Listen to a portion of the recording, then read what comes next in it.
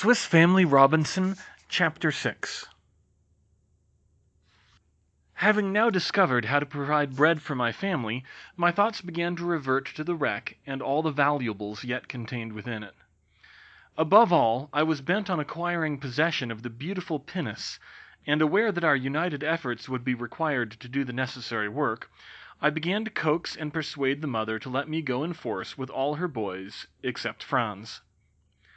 She very unwillingly gave her consent at last, but not until I had faithfully promised never to pass a night on board. I did so with reluctance, and we parted, neither feeling quite satisfied with the arrangement. The boys were delighted to go in so large a party, and merrily carried provision bags filled with cassava bread and potatoes. Reaching Safety Bay without adventure, we first paid a visit to the geese and ducks which inhabited the marsh there, and having fed them and seeing they were thriving well, we buckled on each his cork belt, stepped into the tub boat, and, with the raft in tow, steered straight for the wreck.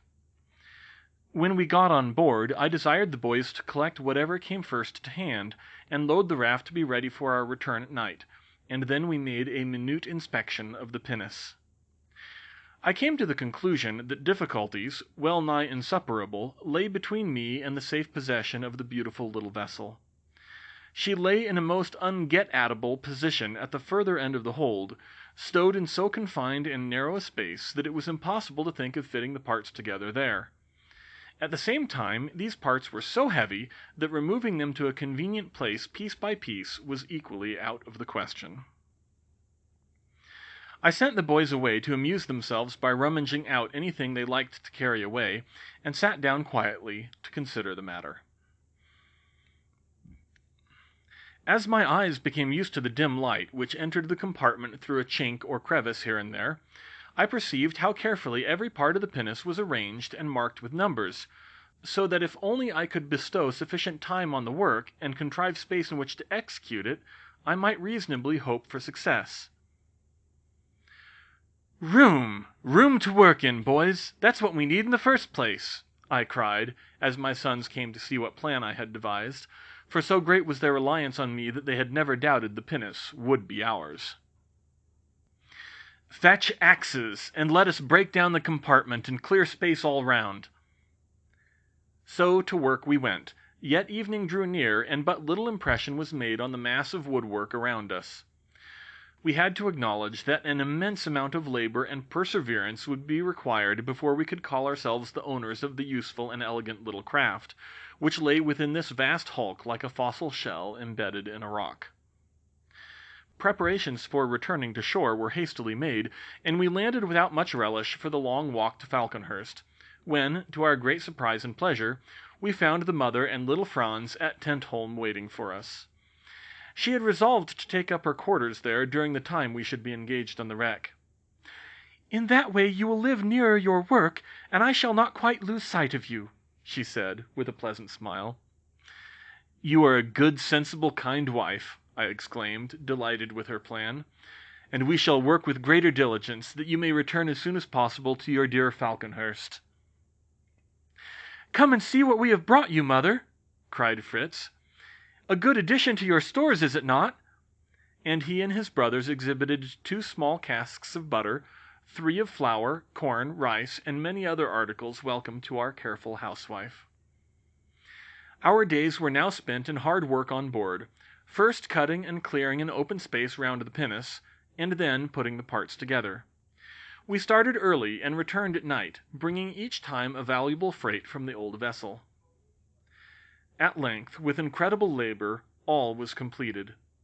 The pinnace stood actually ready to be launched, but imprisoned within massive wooden walls which defied our strength. It seemed exactly as though the graceful vessel had awakened from sleep and was longing to spring forth into the free blue sea and spread her wings to the breeze. I could not bear to think that our success so far should be followed by failure and disappointment. Yet no visible means of setting her free could I conceive, and I was almost in despair, when an idea occurred to me which, if I could carry it out, would effect her release without further labor or delay. Without explaining my purpose, I got a large cast-iron mortar, filled it with gunpowder, secured a block of oak to the top, through which I pierced a hole for the insertion of the match, and this great petard I so placed that when it exploded it should blow out the side of the vessel next from which the pinnace lay. Then, securing it with chains that the recoil might do no damage, I told the boys I was going ashore earlier than usual, and calmly desired them to get into the boat. Then, lighting a match I had prepared, and which would burn some time before reaching the powder, I hastened after them with a beating heart, and we made for land.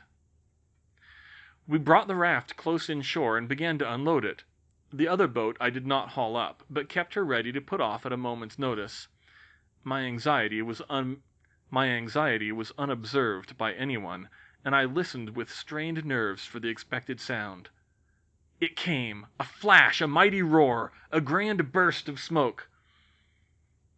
My wife and children, terror-stricken, turned their eyes toward the sea, whence the startling noise came, and then, in fear and wonder, looked to me for some explanation. "Perhaps," said the mother, as I did not speak, "perhaps you have left a light burning near some of the gunpowder, and an explosion has taken place." "Not at all unlikely," replied I, quietly. "We had a fire burning below when we were caulking the seams of the pinnace. I shall go off at once and see what has happened. Will anyone come?"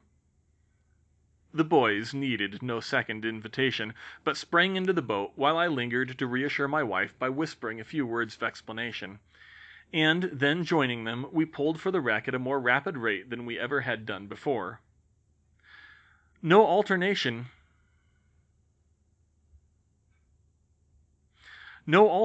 had taken place in the side at which we usually boarded her, and we pulled round to the further side, where a marvellous sight awaited us. A huge rent appeared, the decks and bulwarks were torn open, the water was covered with floating wreckage, all seemed in ruins, and the compartment where the pinnace rested was fully revealed to view. There sat the little beauty, to all appearance uninjured, and the boys, whose attention was taken up with the melancholy scene of ruin and confusion around them, were astonished to hear me shout in enthusiastic delight, "Hurrah! She is ours! The lovely pinnace is won! We shall be able to launch her easily after all! Come, boys, let us see if she has suffered from the explosion which has set her free." The boys gazed at me for a moment, and then, guessing my secret, "You planned it yourself, you clever, cunning father! Oh, that machine we helped to make was on purpose to blow it up!" cried they, and eagerly they followed me into the shattered opening, where, to my intense satisfaction, I found everything as I could wish, and the captive in no way a sufferer from the violent measures I had adopted for her deliverance. The boys were deeply interested in examining the effects of the explosion, and in the explanation I gave them of the principal and proper way to manage a petard. It was evident that the launch could now be effected without much trouble. I had been careful to place rollers beneath the keel, so that by means of levers and pulleys we might, with our united strength, move her forward towards the water.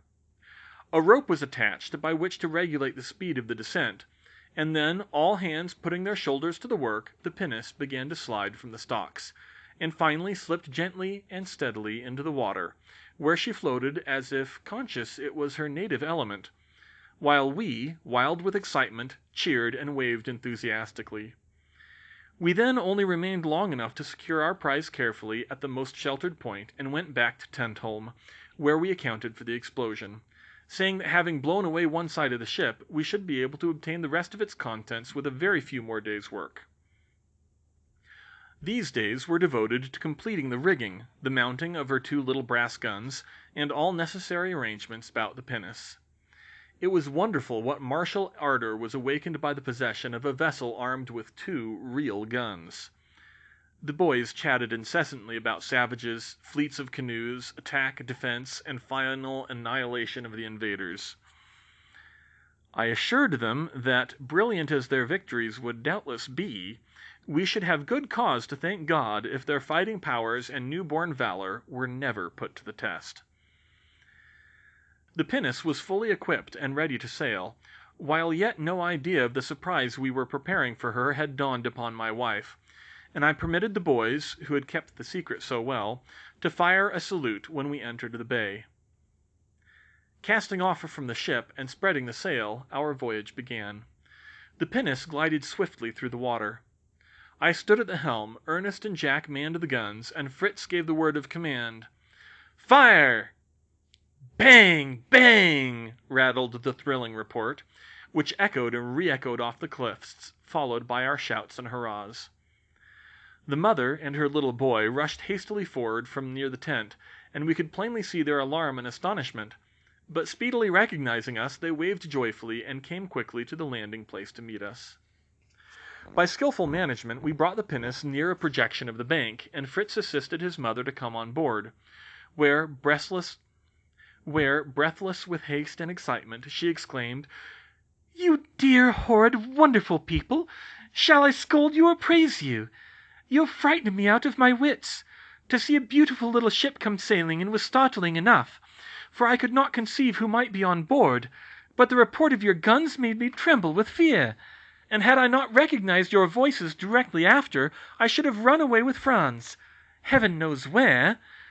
But have you really done all this work yourselves?" she continued, when we had been forgiven for terrifying her with our vainglorious salute. "What a charming little yacht! I should not be afraid to sail in this myself." After the pinnace had been shown off, and received the admiration she deserved, while our industry, skill, and perseverance met with boundless praise, "Now," said my wife, "you must come with me, and see how little Franz and I have improved our time every day in your absence." We all landed, and with great curiosity followed the mother up the river towards the cascade, where, to our astonishment, we found a garden neatly laid out in beds and walks, and she continued, "We don't frighten people by firing salutes in honor of our performances, although, by and by, I too shall want fire in a peaceable form. Look at my beds of lettuce and cabbages, my rows of beans and peas. Think what delicious dinners I shall be able to cook for you, and give me credit for my diligence." "My dear wife," I exclaimed, "this is beautiful. You've done wonders. Did you not find the work too hard?" "The ground is light and easy to dig hereabouts," she replied. "I have planted potatoes and cassava roots. There is space for sugar cane and the young fruit trees, and I shall want you to contrive to irrigate them by leading water from the cascades in hollow bamboos. Up by the sheltering rocks I mean to have pineapples and melons. They will look splendid when they are spread there. To shelter the beds of European vegetables from the heat of the sun, I have planted seeds of maize around them. The shadow of the tall plants will afford protection from the burning rays. Do you think that is a good plan?" "I do indeed. The whole arrangement is capital. Now, as sunset approaches, we must return to the tent for supper and rest, for both of which we are all quite ready." The time passed in happy talk over our many new interests. Every one had a pleasant sensation which attends successful labor, as well as experiencing the joy of affording unexpected pleasure to others. And I especially pointed out to my sons how true, genuine happiness consists in that, rather than in mere self-gratification. Next morning my wife said, "If you can exist on shore long enough to visit Falconhurst, dear husband, I should like you to attend to the little fruit trees. I fear they have been too much neglected. I've watered them occasionally, and spread earth over the roots as they lay, but I could not manage to plant them." "You have done far more than I could have expected, my wife," I replied, "and provided you do not ask me to give up the sea altogether, I most willingly agree to your request, and will go to Falconhurst as soon as the raft is unloaded, and everything safely arranged here." Life on shore was an agreeable change for us all, and the boys actively went to work, so that the stores were quickly brought up to the tent, piled in order, and carefully covered with sailcloths, fastened down by pegs all around. The pinnace being provided with an anchor was properly moored, and her elegant appearance quite altered the looks of our harbor, hitherto occupied only by the grotesque tub-boat, and flat, uninteresting raft. Taking an ample supply of everything we should require at Falconhurst, we were soon comfortably re-established in that charming abode, its peaceful shade seeming more delightful than ever after the heat and hard work we had lately undergone. Several Sundays had passed during our stay at Tentholm, and the welcome day of rest now returned again, to be observed with heartfelt devotion and grateful praise. I did not attempt too much in the form of preaching, as I could not have secured the attention of my hearers to any long-winded discourse, but they were interested in the Bible reading and simple instructions I drew from it, and their young voices joined sweetly in favorite hymns, which my wife sang from memory. In the evening I desired the boys to let me see their dexterity in athletic exercises, such as running, leaping, wrestling, and climbing, telling them they must keep up the practice of these things so as to grow strong, active men, powerful to repel and cope with danger, as well as agile and swift-footed to escape from it. No man can be really courageous and self-reliant without an inward consciousness of physical power and capability. "I want to see my sons strong, both morally and physically," said I. "That means, little Franz," as the large blue eyes looked inquiringly up at him, "brave to do what is good and right, and to hate evil, and strong to work, hunt, and provide for themselves and others, and to fight if necessary." On the following day the boys seemed disposed to carry out my wishes by muscular exercise of all sorts. I encouraged them by saying I meant to prepare a curious new weapon for them, only they must promise not to neglect the practice of archery. As to their guns, I had no reason to fear they would be laid aside. Taking a long cord, I attached a lead bullet to each end, and had instantly to answer a storm of questions as to what this could possibly be for. "This is a miniature lasso," said I. "The Mexicans, Patagonians, and various tribes of South America make use of this weapon in hunting, with marvelous dexterity; only, having no bullets, they fasten stones to their ropes, which are immensely longer than this. One end is swung round and round the mounted hunter's head, and then cast with skill and precision towards the animal he wishes to strike. Immediately drawing it back, he can repeat the blow, and either kill or wound his prey. Frequently, however, the intention is to take the animal, wild horse or buffalo, or whatever it may be, alive, and in that case the lasso is thrown, while riding in hot pursuit, in such a way as to make the stone twist many times around the neck, body, or legs of the fugitive, arresting him even in full career." "Oh, father, what a splendid contrivance! Will you try it now? There's the donkey, father, do catch the donkey." Not at all certain of my powers, I declined to practice upon a live subject, but consented to make a trial of skill by aiming at the stump of a tree at no great distance. My success surpassed my own expectations. The stump was entwined by the cord in such a way as to leave no doubt whatever as to the feasibility of the wonderful performances I had described, and I was assailed by petitions from the boys, each anxious to possess a lasso of his own without a moment's delay. As the manufacture was simple, their wishes were speedily gratified, and lasso practice became the order of the day. Fritz, who was the most active and adroit, besides having of course the greatest muscular strength, soon became skilled in the art. That night a change came over the weather, and early next morning I perceived that a gale of wind was getting up. From the height of our trees I could see that the surface of the sea was in violent agitation. It was with no small satisfaction that I thought of our hard-won pinnace, safely moored in the harbor, and recollected that there was nothing to call us to the wreck for the next few days. My attention was by no means monopolized by my sons and their amusements. The good mother had much to show me, demanding my approval, advice, or assistance, as the case might be. A good supply of wild pigeons and ortolans had been snared, partly cooked, and preserved in lard. Of these she showed me her small cask, well filled. Then the nests of various pairs of tame pigeons were exhibited, but her chief care was the unpromising condition of her dear little fruit trees, for, having been forgotten, they were so dry and withered that unless planted without further delay, she feared we should lose them.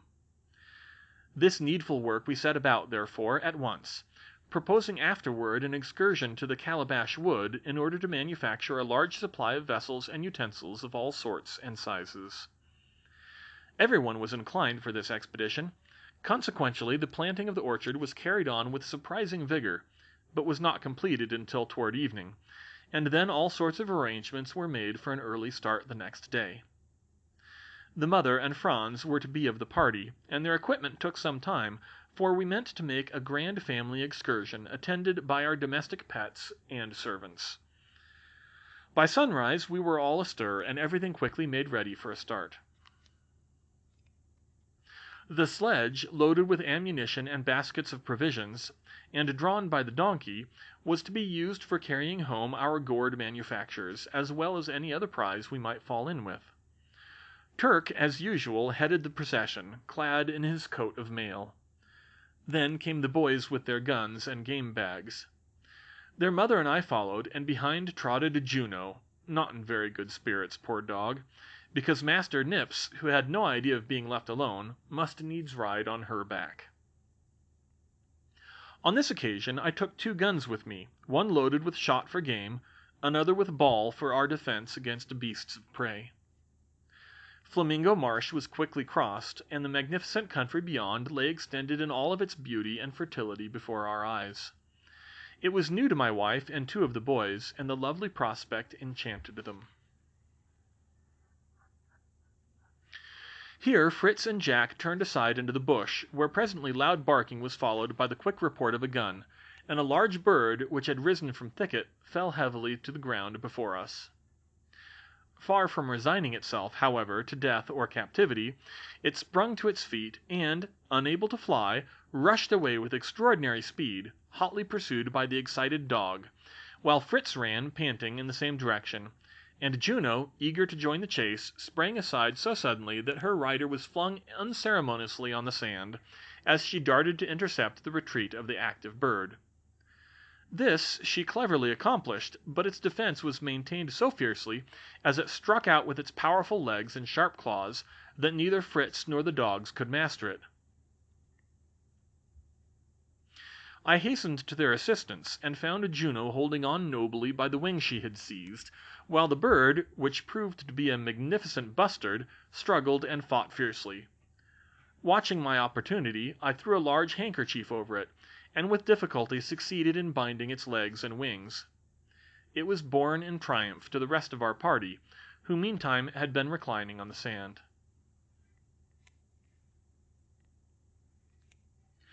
"What have you got? What has Fritz shot?" cried the boys, starting up at our approach. "Oh, a bustard! Oh, that is splendid!" "To be sure, it is the one we missed that day, don't you remember, mother?" "Aha! old fellow, you are done for this time," said Jack. "I think it is a hen bustard. It is the mother bird," said Ernest. "Ah, yes, poor thing!" exclaimed my wife, in a tone of concern. "It is most likely the same, and I know she had a brood of young birds, and now they will be left unprotected and miserable. Had we not better let her go?" "Why, my dear kind-hearted wife, that was weeks and weeks ago. Those little birds are all strong and big by this time, and I dare say Mrs. Bustard here has forgotten all about them. Besides, she is badly wounded, and we must try to cure the hurt. If we succeed, she will be a valuable addition to our poultry yard. If we cannot, you shall roast her for dinner." Resuming our march, we next arrived at the Monkey Grove, which was the scene of the tragicomic adventure by which Fritz became the guardian of the orphaned ape. While he amused us all by a lively and graphic description of the scene, Ernest was standing apart under a splendid cocoanut palm, gazing in fixed admiration at the grand height of the stem, and its beautiful, graceful crown of leaves. The cluster of nuts beneath these evidently added interest to the spectacle, for, drawing quietly near him, I heard a long-drawn sigh and the words, "It's awfully high. I wish one would fall down." Scarcely had he uttered these words than, as if by magic, down plumped a huge nut at his feet. The boy was quite startled, and sprang aside, looking timidly upward, when, to my surprise, down came another. "Why, this is just like the fairy tale of the wishing cap!" cried Ernest. "My wish is granted as soon as formed." "I suspect the fairy, in this instance, is more anxious to pelt us and drive us away than to bestow dainty gifts upon us," said I. "I think there is most likely a cross-eyed old ape sitting up amongst those shadowy leaves and branches." We examined the nuts, thinking they were perhaps old ones, and had fallen in consequence naturally, but they were not even quite ripe. Anxious to discover what was in the tree, we all surrounded it, gaping and gazing upward with curious eyes. "Hello, I see him!" shouted Fritz presently. "Oh, a hideous creature! What can it be? Flat, round, as big as a plate, and with a pair of horrid claws! Here he comes! He's going to creep down the tree!" At this, little Franz slipped behind his mother, Ernest took a glance round to mark a place of retreat, Jack raised the butt end of his gun, and every eye was fixed on the trunk of the tree, down which a large land crab commenced a leisurely descent.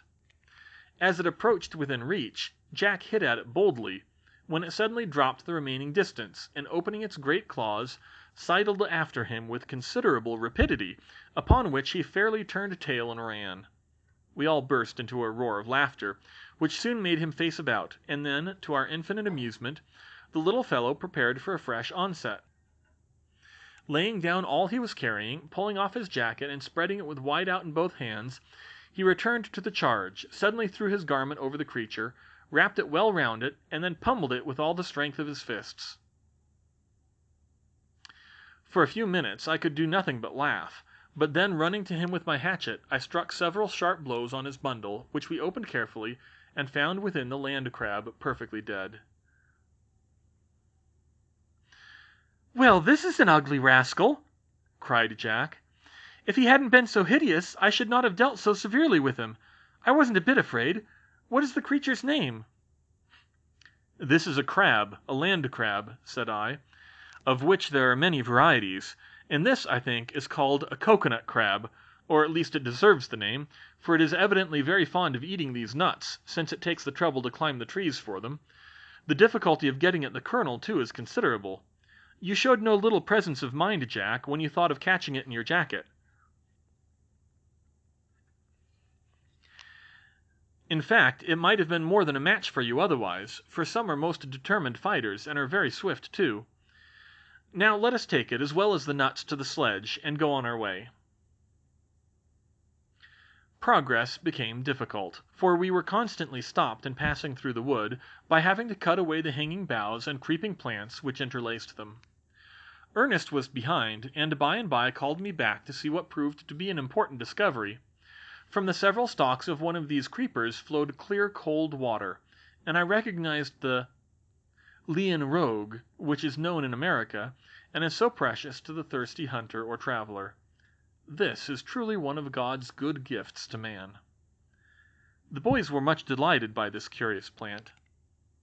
Only fancy, mother," said Ernest, as he showed it to her, "how cheering and refreshing to find this if one were lost and alone in the vast forest, wandering for days and days without being near a natural spring of water." "But are you certain it is safe to drink this?" asked she. I assured her it was so, and advised the boys to cut enough to quench the thirst of the whole party, including our animals. This they did, only finding it necessary, as with the sugar canes, to cut air holes above the joints. After struggling onward for a short time, we emerged from the thickets into open ground, and saw the calabash trees in the distance. As we drew near, their curious appearance and singular fruit caused much surprise and also amusement, for we were speedily established among the trees, where, as I chose and cut down the gourds most likely to be useful, every one engaged merrily in the work of cutting, carving, sawing, and scooping some manner of dish, bowl, cup, jar, or platter, according to his several taste or ability. We were to dine here, and after a time Fritz and Jack began to prepare a fireplace, their great ambition being to heat the stones red hot, and cook the crab in a hollow gourd. Their mother, therefore, left them to their own devices, and attended to the hungry animals, unharnessing the ass to graze, and giving cocoanut milk to the poor little monkey, who had been obliged to travel in a covered basket for some time, lest he should be lost in the woods.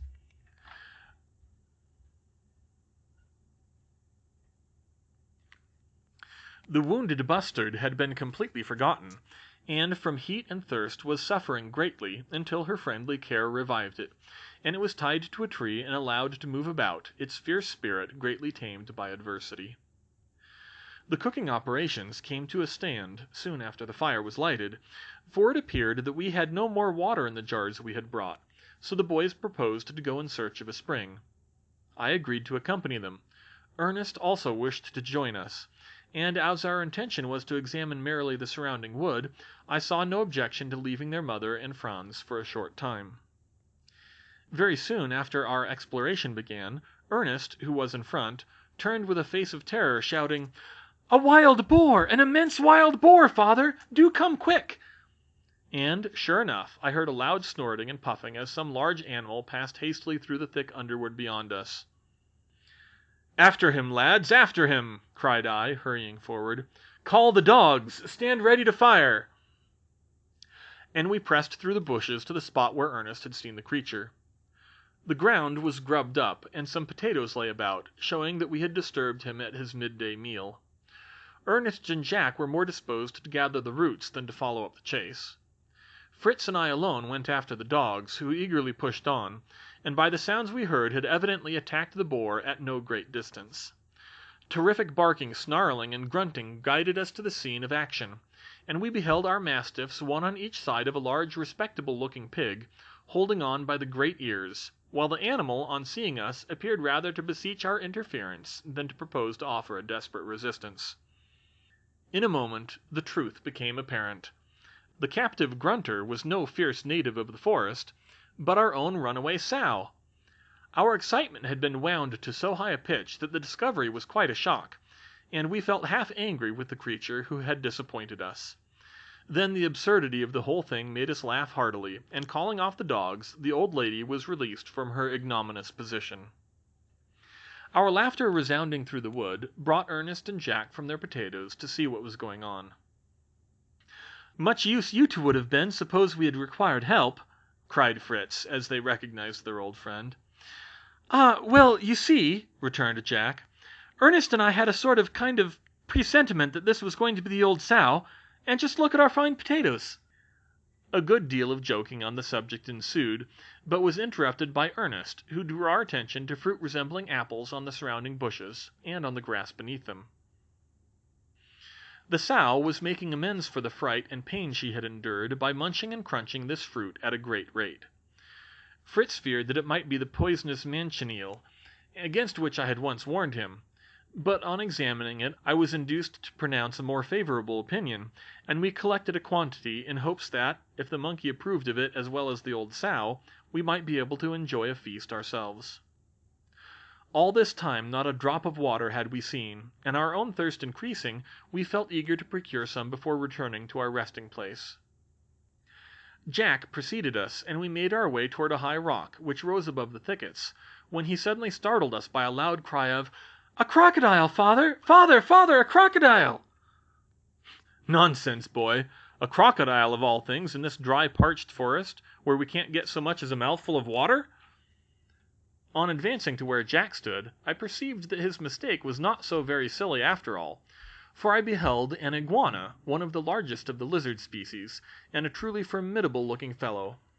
I was glad to assure Jack that the strange creature he had found was perfectly harmless, and that its flesh being esteemed a delicacy, it would be a valuable prize to carry back with us.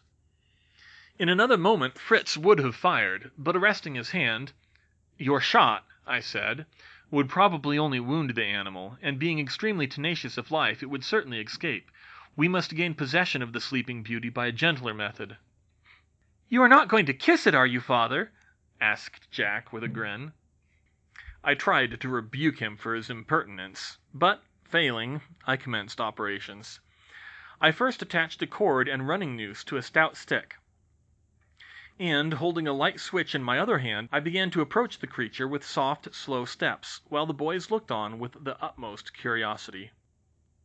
Presently I began very softly to whistle a sweet yet very lively air, which I continued more and more distinctly as I drew near the lizard, until, awakening, it seemed to listen with pleasure, raising its head as though better to catch the sounds, or to discover whence they came. When near enough, I began gently to stroke and tickle him with the wand, continuing to whistle the prettiest tunes I could think of, and the lizard gave signs of pleasurable contentment, stretching his limbs and moving his tail in token of enjoyment. Suddenly, availing myself of a movement of his head, I cast the noose over it, drew the cord tight, and placing my foot on the body, I was about to kill it by piercing the nostril, almost the only vulnerable part in this singular reptile, when Jack received such a blow from its tail, which was furiously driving in all directions, as sent him rolling over like a ninepin. At the same time he opened his jaws, when the boys took fright at the row of sharp teeth, and thinking that the sooner he were dead the better, were for battering him with sticks.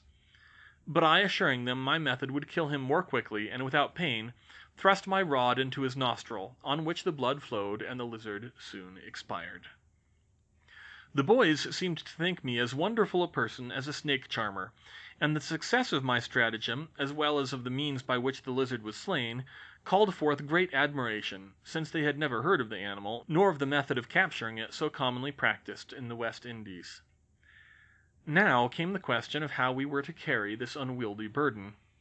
I had a great dislike for killing any creature and leaving it uselessly behind me, so without more ado I fairly took it on my back and marched off with it.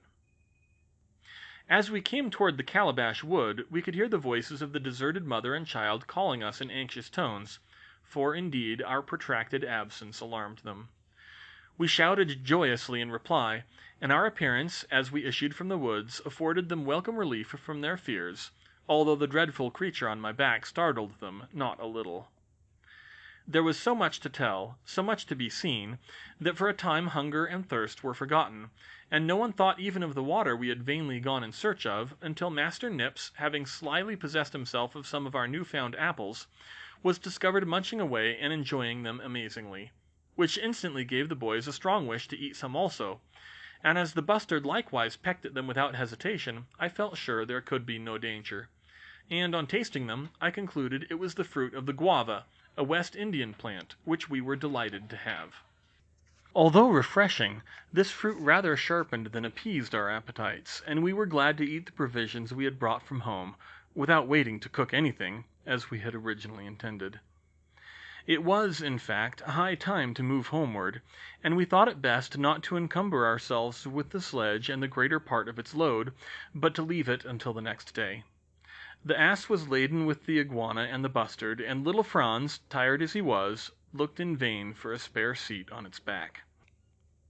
Our road home lay through a majestic forest of oak trees, beneath which lay numberless acorns, some of which we gathered as we went along, and at length, before night closed in, we all reached Falconhurst in safety. When supper was ready, we were thankful to recruit our exhausted strength by eating heartily of a piece of broiled iguana, with potatoes and roast acorns, which tasted like excellent chestnuts.